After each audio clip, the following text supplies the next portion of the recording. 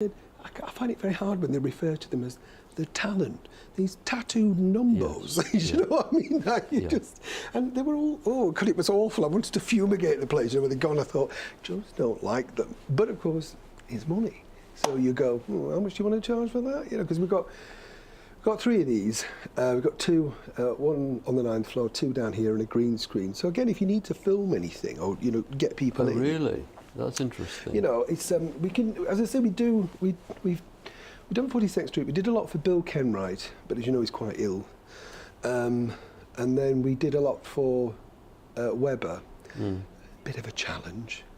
I mean, I quite like Andrew Lloyd Webber, but I think he should just sit at a piano. Okay, do you know what I mean? He's not a producer. And I don't mean that in a nasty way. Well, he's had more flops than anybody. But it was the early stuff that made millions and continues to do so. Yeah, yeah. And since that time, he's had flop after flop. Yeah. And apart from the School of Rock, I don't like that. You know, again, I look at the old... I don't want to see Anyway, we're going to be serious now. We'll have fun. David, lovely to see you. Thanks so much for coming in today. Now, we all know you, of course, for your great successes, but just give me a flavour of what does Spirit Productions do? Spirit Productions started life with Spirit of the Dance, which was my first and my biggest show. And that created the wealth to be able to do all the other things that we do, which is shows all around the world. We make shows for casinos in America, in Australia, in Singapore, in South Africa. We make shows that tour worldwide. We do fabulous shows like Thoroughly Modern Millie. This year we're doing Summer Holiday. We've got a big Best of Broadway show. We feed shows into my theatres in America now. We just make shows and we have fun. Yeah, I think that's the thing. You know, what I like about you is it is exactly what the public want. I think that would be your mantra, wouldn't it? Well, we give in what the public wants to see. I think that's right. And when I look at a show title or a concept, I think to myself, is this going to put a smile on somebody's face? Will they buy a ticket? Will they come and see it? And will they walk out there saying, we've seen another David King show and it was great? If it fills all those criteria, then I'll make it. Yeah. If it doesn't, then I won't. I mean, I'm not here to educate or to have opinions. We're here to put a big smile on people's faces. Entertain people. Yeah. The old-fashioned way. Yeah. Like my father used to do when he was on the music halls in the 1930s and 1940s. I want to ask you about your dad. Oh, you do? Lovely, lovely. Because it's a lovely story. I was intrigued as to how, you know, yourself and how you got... There must be a theatrical background. Well, let me tell you. Yeah, tell me about your father, Stanley. My father, Stanley King, was a ukulele player in the mode of George Formby. George Formby was the big star, Mega. And my dad was bubbling under. And he'd write his own comic songs, and he'd be on radio shows like Variety Bandbox, Workers' Playtime. You've got to be old to know this stuff. I know what you're on about, but yeah. And George Formby was doing what they call the A theatres, and Stanley King was doing the B theatres. But he had a great time. He met my mother. She was a chorus girl. He was the top of the bill, and hey, guess what? They fell in love, got married. Soon after, my father left the stage and went into business and opened clothing shops. My mother stopped dancing and became a housewife. But my home, when I grew up as a little boy, was full of music. My father's brothers played the clarinet, the trombone, the drums, and every Sunday in my house, it was a concert. Yeah. And then my sister Wendy King, who won Opportunity Knocks many times. That, yes. You have. She's wonderful with the ukulele girl. Yeah. She'd be singing. And what would I be doing? An 8 or 9-year-old didn't quite have enough talent to keep up with this lot. I'd be arranging it. I didn't know what I was doing, but I was actually producing this concert every Sunday. And I'm the 8-year-old, and say, David, what do I do? Here's your microphone. When should I go on? Should I do this? And we had a little film. We've got the films now from all those years ago. Wow. And that's what I grew up in. Music. And I was blessed by having a great family around me and a great family atmosphere. I was also a classical pianist by the age of 9. I was a protégé, as they called it in those days. Doing those phrases lovely though. I know. Protégé. I know. did concerts at Leeds Town Hall when I was 9. A big event, though. Huge 9-year-old Leeds Town Hall. And by the time I was 11, I didn't want to do it anymore because it was about 4 hours a day practicing, and I just didn't want it. Yeah. And my piano teacher was crying to my parents, "You can't let him give it up." And I said, "I'm not doing it. I'm not doing it. I don't want to do it anymore. I want to play football with my mates and go out and have a good time." Yeah. So that went by the wayside, but I still play even now. I was going to say, you must have. It's easy now for you, isn't it? Well, it's fairly easy. I play and I compose music, and a lot of the music in Spirit of the Dance was written by me. And music's my whole life. Wow. It really is. So when I do a show, if it's, for example, hits of Michael Jackson, not that I'm his biggest fan in the world of that music, but I know what that is, and I get it, and I understand it. And we don't just make a show; we make a show, and it's fabulous. It's glitzy. It's old-fashioned. I don't mean that old-fashioned. No, I love it being old-fashioned. Do you know what I mean? It's glitzy and glamorous. We've got a Christmas show now that plays in America. It's the biggest touring Christmas show in America, and the critics say we don't like this because it's old-fashioned.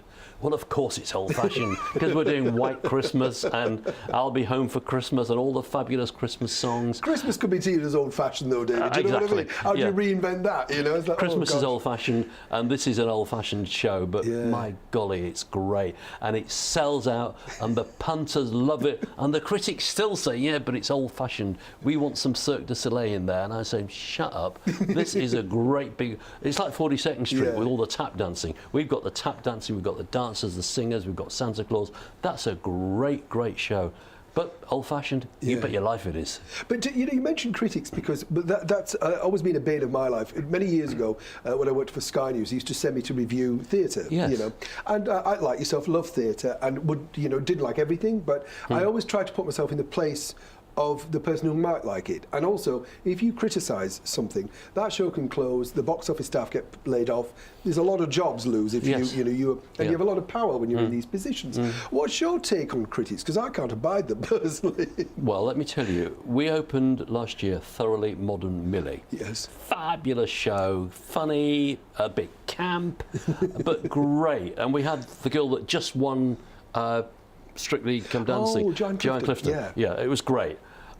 So the reviews in London were appalling, but appalling. And I was there on the opening night, and it was great, and the audience stood up and cheered, and the atmosphere in that room. But the newspapers, which I won't name, but the highbrow newspapers destroyed it. As the show went to the provinces, the reviews for exactly the same show were better and better and better. Best show David King's ever made. What a great show. Oh. He's a genius. He's done it again.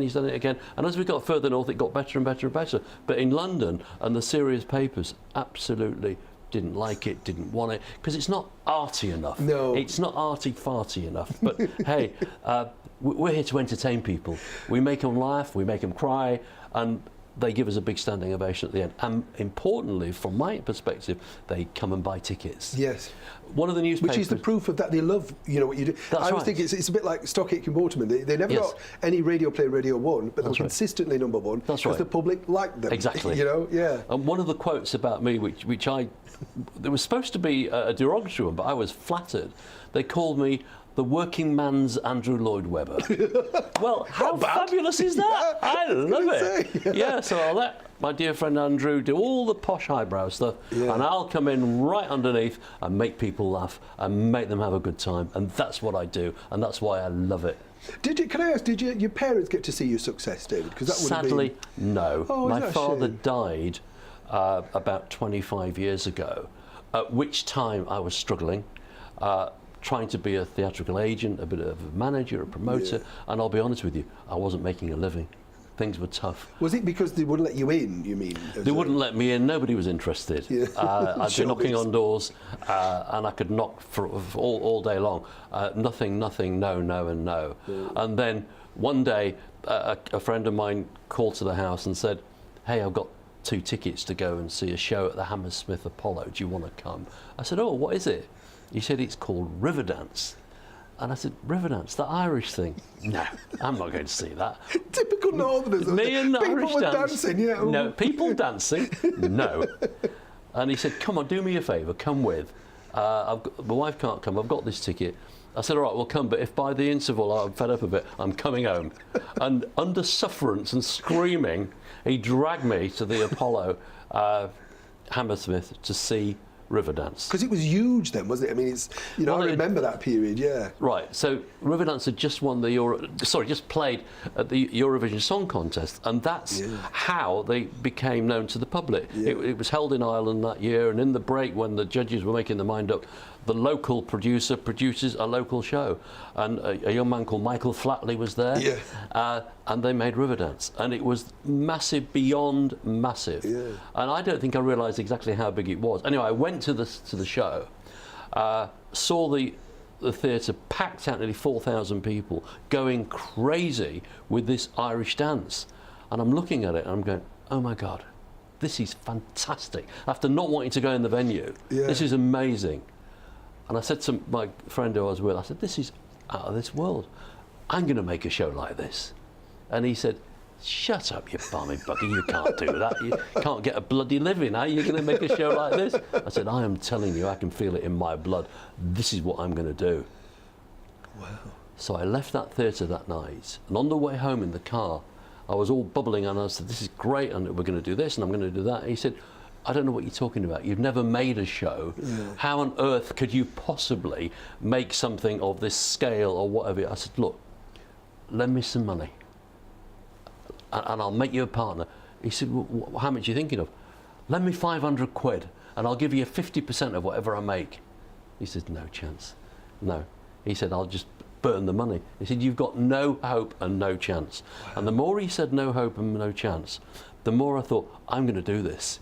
And I came home, and with about my last £50 in the world, and I'm telling you, things were tough. Oh, no, I believe it. Yeah. When a northerner says it's tough, it's tough. I created a poster. I didn't have a show. I didn't have anything other than a poster.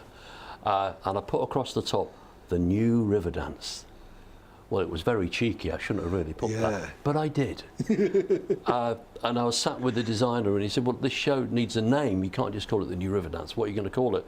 I said, something dance, king of the dance, spirit of the dance. It's got spirit. It's got some depth to it. So Spirit of the Dance was born on a poster. Wow. No show existed. I sent the poster out to all the theatres around the country. And just literally mailing it, David? Mailing it. I sat there myself. I love you, because... Mailing it. Yeah, I was going to say, sat in your room. Sent the poster, but new show, new show, new show, new show. I didn't know what else to do. Yeah. And what I didn't know, because I wasn't really in that side of the industry, is every theatre in England, in fact every theatre in Europe, was waiting for Riverdance to go to their town. And they weren't going anywhere because they were committed to be in London. They were selling 4,000 seats a show. They weren't travelling. They didn't need to. Didn't need to. Not at all. But the nice people in Newcastle or Edinburgh or Glasgow or Southampton, they wanted it. And when this poster landed on their desks, they went, wow, we're going to buy this. This is what we want. This is, and the phones never stopped ringing. Wow. Now, what did you do? I'm just so worried for you now, because like you did nothing. You worried, did nothing. Wait till you hear this bit. So, after about 3 days of phones ringing and me writing things down, not knowing what I was going to do with it, did not know. Still haven't got a show. No, we've not at all. We've got a poster and we've got the Theatre Royal Newcastle saying, we love it. Can we pencil a week in, please? Can we have an option for a second week and this? And I'm going, what the hell's going on here? I didn't really know. Then I get a phone call from the Hammersmith Apollo where Riverdance is playing. Oh. Come and see us straight away. And I thought, uh-oh. I'm in trouble now. Absolutely. I've been caught, banged to rights. I'm in trouble. So I rang my solicitor friend up and I said, it's David. And he said, what have you done now? You were slightly known for slightly known. What have you done now? I said, well, this is what I've done. He said, look, they'll sue you. You'll be in trouble with Riverdance and you don't need it, and well, you can't afford it anyway. Just go in and tell them, look, I'm really sorry. It was just an advertising ploy to see what was going to happen. I'm not going to make the show. Let's forget about it and walk away. He said, and that's my advice to you. Go in with an I'm sorry speech ready. Yeah. So I went.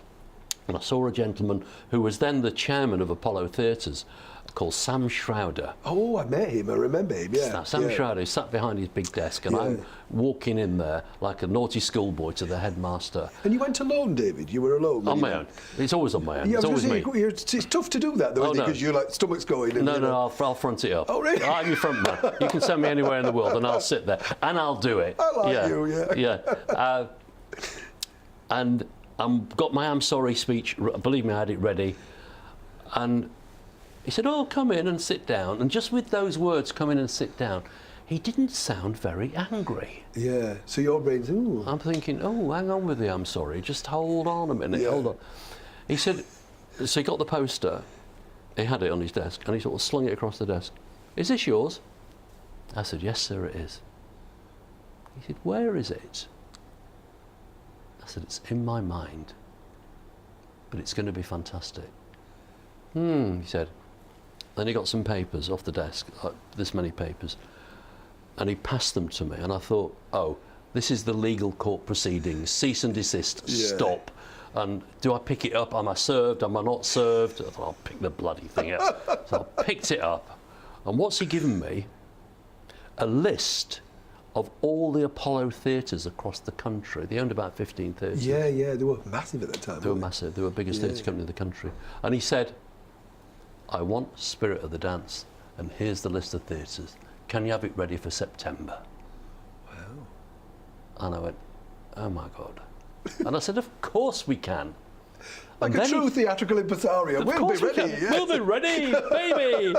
And then he said, "What's the deal?" I didn't have a clue what he was talking about. Yeah. "Let me come back to you on that. I'll find out the deal and I'll call you tomorrow." He said, "Right. You're opening on the 6th of September, this was 1996, at the Bristol Hippodrome, fabulous venue. Big venue, David. Make sure this show is great, because this could be big." And off I went, bloody hell, what just happened then? Yeah. Anyway, it would take all day of this interview to tell you the shenanigans that we got up to between then and the 6th of... But I've got to ask this curious question. How did you get, from that, and you sat down, and I totally admire you, because having met these people myself, and, like we've done auditions, done everything, haven't we? And you think, oh, here we go, this is the end. Another scheme that you see filtering away. Of course. How did you get the people? And you're not toured anything, so did you hire people in to put that together, or did you do that yourself? No, I did it all myself, as much as I could, but I hired people in, which is not as easy as it sounds when you haven't got any money to pay them. That's the bit I wanted to know. No, I had no money. So, so I went to an agent friend of mine, a lovely chap called Kenneth Earl. Oh, I know Ken. Well, yeah. Now, he used to be Earl and Vaughan. Earl and Vaughan, yeah. And I said, "Kenny, help!" Yeah. And he came over and he said, "What do you need?" I said, "I don't know. All I know is I've got a poster and I've got contracts for a show that's going to open." This was in June or July, by the way, in 2 months' time, 3 months' time, and I've got absolutely nothing. He said, "Well, you need a director, you need a choreographer." I said, "But I haven't got any money." He said, "Well, let me see what I can do."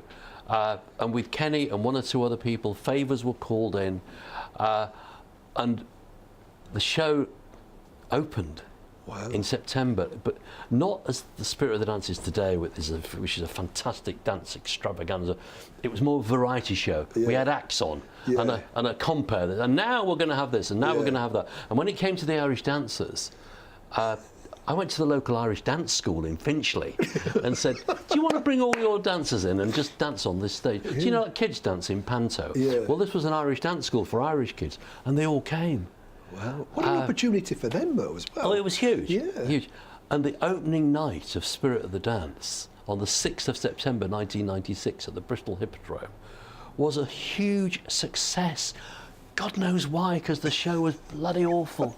And Sam Schrouder was stood next to me at the back of the theatre at Bristol, and he said, "It's bloody awful." He said, "But they love it, and look at the box office." Oh. And that was like, that's the moment, that was it. Yeah. It had sold out. Yeah. The critic says, "What is this bundle of tripe. Yeah. Well, guess what? They were probably right. Yeah. But week after week after week after week, it played and it played and it sold out and sold out. And by the end of January, all that tour had finished, that was the end of the tour. Oh. The money was in the bank, and my God, was it in the bank. Could you More believe it though, David? You couldn't believe it. It's like a dream, isn't It's it? a dream. All of a sudden, from nothing, there's an enormous amount of money in the bank, and I'm thinking, I'm done here. Yeah. Wow, I've got away with it. Yeah. People like the show. We made it. Somehow it got there. We're done.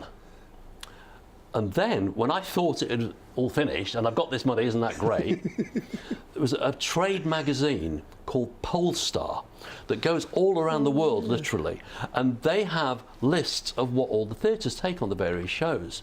And at the end of the year, they do the biggest selling shows of the year. Yeah. Well, guess what was the biggest selling show of 1996? You? Spirit of the Dance, Spirit of the Dance, Spirit of the Dance. Wow. And then the phones started ringing internationally, from Las Vegas, from the Sydney Opera House, from the Singapore Theatre, from all the European countries where Riverdance had been seen. We want Spirit of the Dance, we want Spirit of the Dance. And I'm going, whoa, I'm done. Do I really want to gamble the money? Yeah. Yeah, because that, I was going to say, when you've struggled like that and you've kind of got it, you're thinking, well, I could buy my house and I could maybe go do something in Leeds. Yeah. And I thought, what do I do? I know what we'll do. Because there was no way I could go out with the Spirit of the Dance that had just gone out, because it wasn't good enough. Yeah. So what I did, I took half the money and locked it away in the bank, and it's still there to this day. And the other half of the money, I thought, right, let's have a real go here. And with that money, I employed the best real directors, choreographers, musicians, musical directors, lighting designers, set designers, and made a fabulous, fabulous show that literally went all around the world. And at its peak in about the year 2000, we had 14 different companies of Spirit of the Dance touring the world at the same time. That. Yeah, huge. I mean, it's hard to imagine it now because there's just no real internet either as well at that point. No, so you're driving it through public, you know, you are the people's producer, as it were. It's all coming from you. And I'll just tell you one more stroke of luck that we had.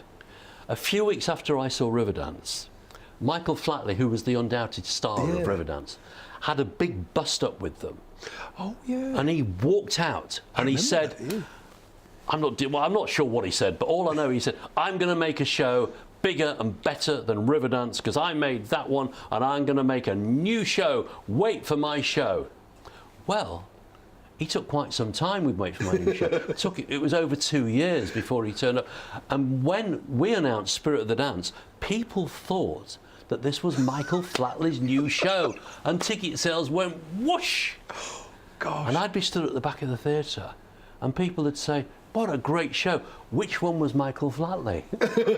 Because he wasn't as famous then as he became. No, I do remember that flouncing up. Yes, that's right. Everybody thought it was going to collapse type of thing. That's right. It'd be like Michael Jackson leaving the Jacksons. That's right, exactly that. You know. And that was like a huge... I'd got this gift from up there. Yeah. Hey, go and make a Riverdance show. And then Michael Flatley walked out and said, I'm going to make it. And I turn up, Mr. Northerner. I haven't got 2 bob to rub together in my pocket. Here we are, Spirit of the Dance. And here we are 20 odd years later, making shows, having a great time, employing probably more singers and dancers across the world than any other producer now in the United Kingdom. Over 500 people in our books, shows in America. Believe it or not, of all the places, Spirit this week has gone to Saudi Arabia. Wow. First time ever a dance show of this type has gone there. And we've had to cover the girls up from head to foot. But you're breaking boundaries, we are, all the time. Because I know you've got shows in China, is it? And I'm the first producer to have 3 tours in China at the same time of 3 different shows. Wow. We do a Christmas... We took Christmas there. Yeah. Our Christmas show in China, when they don't celebrate China, they've no idea who Father Christmas is. They don't know. What the hell's going on? Oh, they loved it. Yeah, it made all the national press. It's Christmas in China. David King does it again. Do you think, I love that, honestly, it's a fabulous story, but you know when you say you took the money and then you halved it and you put it in, we'll say under the bed as we deal with the North, right, so you've got it away. Did you then think to yourself, well, if this bombs, I've had a good ride, and you know it's been good fun, and I've kind of already made more than I had. I'd also want to ask the bloke who wouldn't lend you the 500 quid. Oh, he wants to slit his say? throat. He wants to slit his throat because I see him from time to time, and he's adding the money up. He said that'd have been millions by now. I said yes, it would. Yeah. Yeah. Yeah. It's lovely though, isn't it, when you have it those is. moments? Yeah. And, you know, you talk about your shows and you pick them. I know you're a very hands-on producer, so are all of them created by you? Do you sit at home maybe and think, you know what, something like this? How does it come to you, the end result, as it were? I'll see what the fashion is or what people are wanting. For example, Jersey Boys in the West End. I mean, they're not there, but a brilliant show. The music of Frankie Valli in the Four Seasons. I went to see it and I loved it, and I thought, do you know what? This music's great. This will fit the format of one of my shows. Yeah. So Jersey Boys is a great show, and it's a format with a play and a story and everything else. But what I do is strip all that story out and just do the songs. Yeah. So we had a Which fabulous is what I love, actually. Yeah. So you haven't got to. Mamma Mia, for example, another one. I love it, absolutely love it. But it's about a Greek island and a wedding and all the rest of it. So my version of that is called Dancing Queen, which is 2 hours of ABBA's greatest hits. And my God, it's fantastic. We have 24 dancers on the stage, 8 singers, a band. It rocks the place apart. And that's the type of thing that I'll do. So I'll choose what I want to do. This year, last year, for the first time, we bought the rights to make shows. And we produced a show called Thoroughly Modern Millie. Yeah, which was a big. I remember it a few years back with Amanda Holden. That's right. Amanda did it about 10 years ago. Yeah, so I didn't create that and I didn't write it, but I produced it and helped to direct it. So that was fun. But that fitted my criteria because it was fun, it was happy, there was good songs. And this year we're doing Thoroughly Modern Millie again, touring around again, and we're doing the Cliff Richard original film, Summer Holiday. I love that though. How fabulous is that? It's great. And it's stacked with great songs again, isn't it? Yeah. Everybody knows the songs Bachelor Boys, Summer Holiday, That's the right. next No, I don't know if you know, but in the film, I mean, his #1 hit for me, the best one of all time, was Living Doll. Oh, yeah. Got myself a crying. And I said to the rights holders that owned Summer Holiday, look, I want to do this show, but you've got to put Living Doll in. And they said it wasn't in the film. I said, I don't care. Yeah, it's what people want. Got to have Living Doll. Yeah. And very kindly they said, yes, you can include Living Doll. Wow. So Living Doll's in the show, all of Cliff's hits from when he was much younger, of course, and that's going into rehearsal in about a month or so. And it's touring all around the UK, and I think it's going to Ireland, and then it's popping over to Europe here and there. And that's going to be a lot of fun. Do you get nervous, though? Because, you know, you've had so much success. Do you ever worry about, I mean, I'm sure you worry about your shows, but do you know what I mean, David? When you think, has any not made or not been as hit, and you thought, oh, I've got to judge that wrong? You That's know right. What I mean? Absolutely. Even me, and I think I'm good at what I do now. I think you are, yes. Even me gets it wrong sometimes.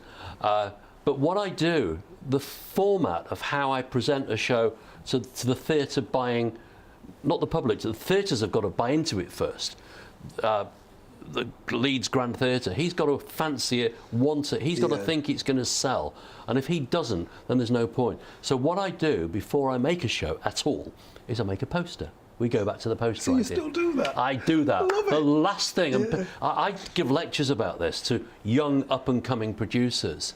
I said, the last thing you do is make the show. Yeah. The first thing you do is see if there's a market for the show. Yeah. So if you haven't got a lot of money, you make a poster and offer it round to wherever you can offer it. See if there's any interest. If you've got a few quid and you don't mind losing it, then make a little promotional pack. Yeah. Try and video something, even in a rehearsal space, so people know what it is. And then off you go. So any of my shows that I make all go out with a little press pack first. Yeah. Do you like it? This is the concept. This is why we're doing it. This is what it's about.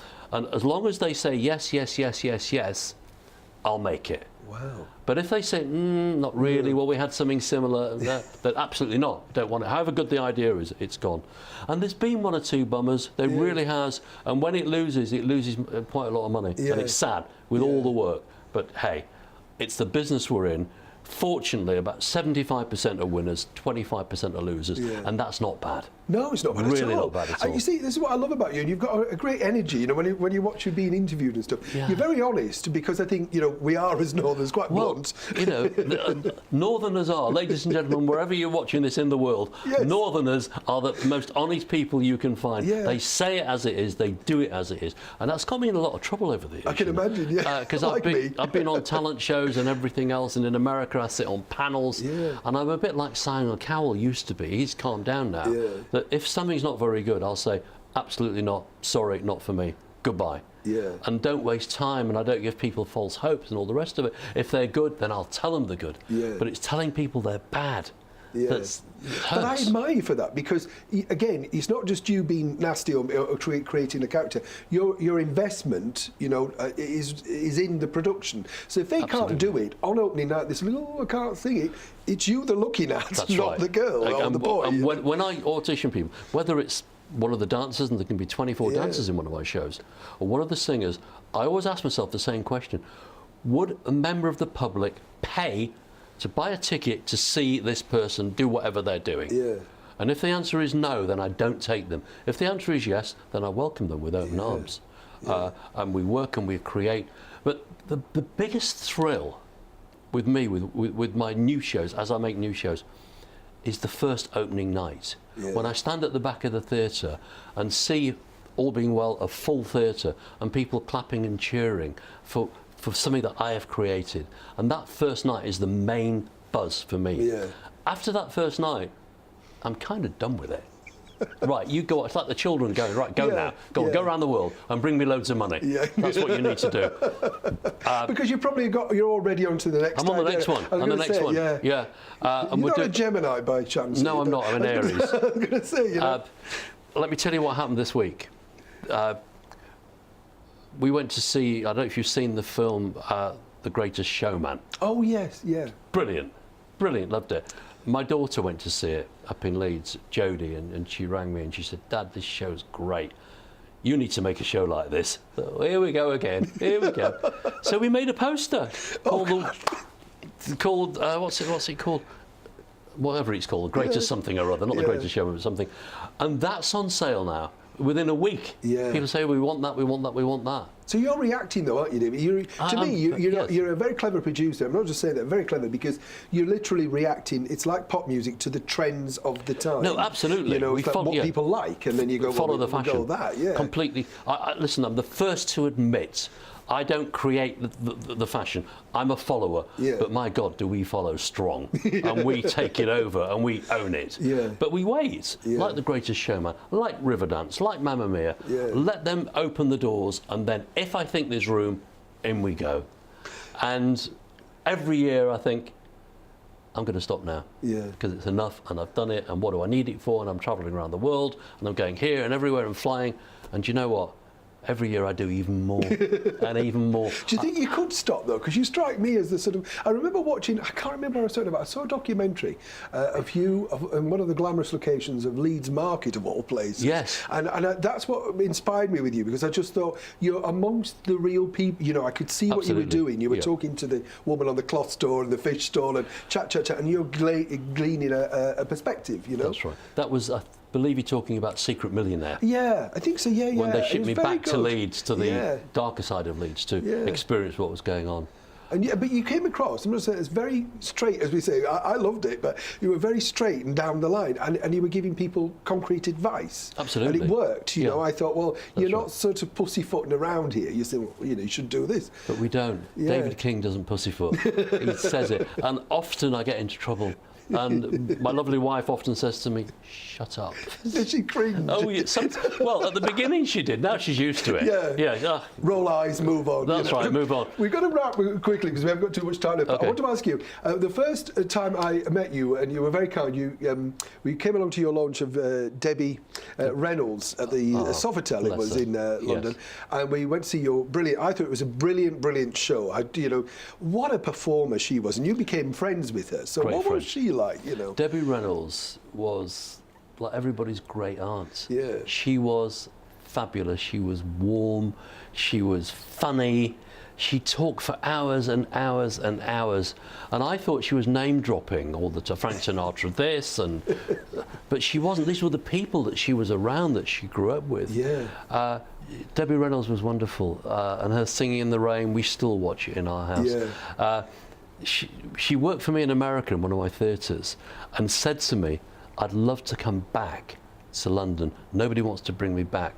She'd been to the Palladium about 20 years previous. Yeah. I said, Debbie, I'll bring you.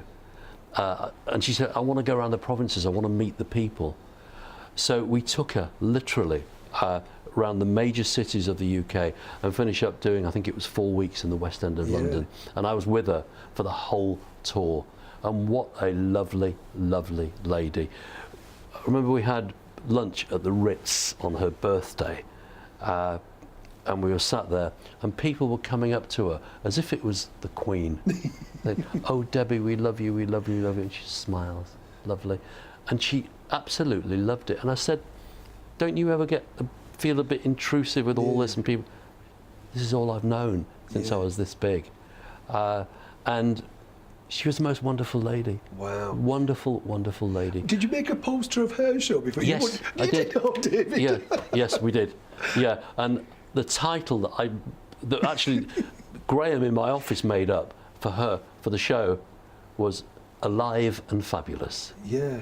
And she was. She really was. I mean, the show was brilliant because she kind of like, as you say, it was like I mean, you became a friend, but for us, she was just telling you these wonderful stories. That's right. It's like having a chat in the room. and I mean, lucky enough myself to have, like, you know, Roger Moore and Mickey Rooney and Tony Curtis, Yes. and they tell you these things, and you're like, you know, oh really? And Yeah, then you, and she to was. them it's friends, isn't Yes. it? Just friends. She just, her whole show was talking to the audience, telling them stories, and every night was different. It's not as if it was a script even, it was just what was in her head. And one night she'd talk about this, one night she'd talk about that. But she was the most fabulous, fabulous lady, and it was so sad when she passed away, the day after, 2 days after, her daughter Carrie. That was sad. But great memories. And when she was alive, she was fabulous. I have to ask a final question. A book. Have you written a book yet, or would you? I haven't.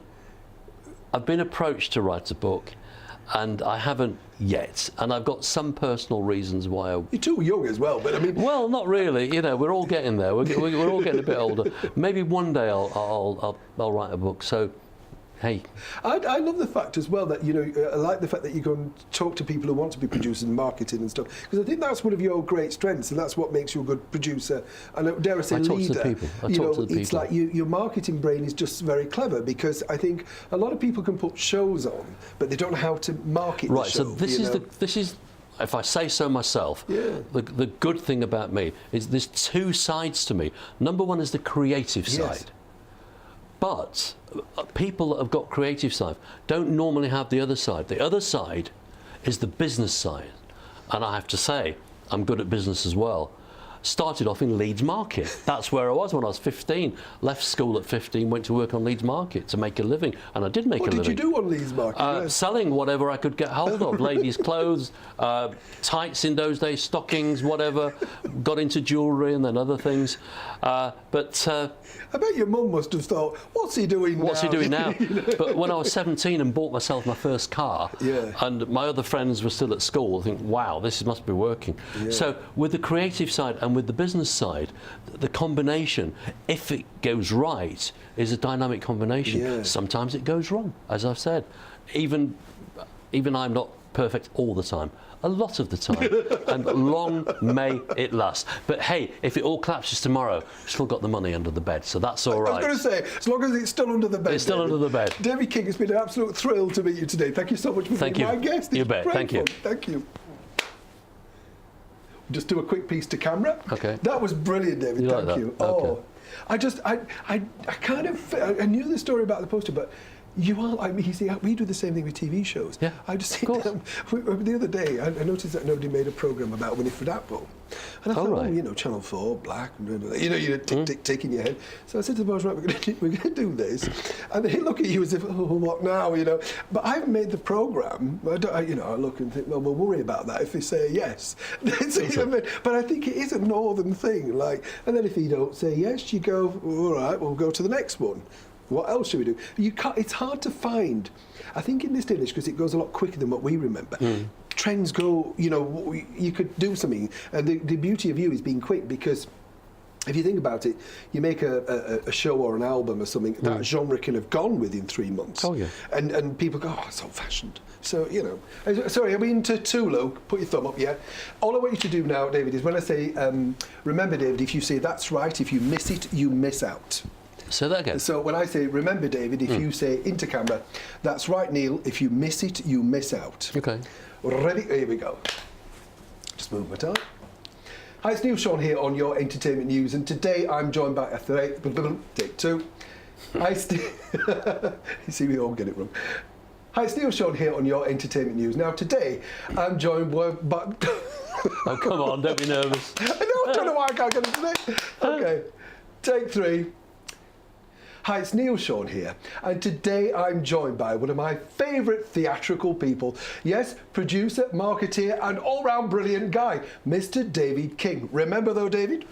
Well, Neil, if you miss it, you'll miss out. So don't miss David today on Your Entertainment News. Can we quickly do the pictures, boys? I've got my phone in here. So who do you think we've got? Talking about Winifred Atwell, Yeah. we've just cast somebody as the role of the agent in Summer Holiday. Oh, yeah.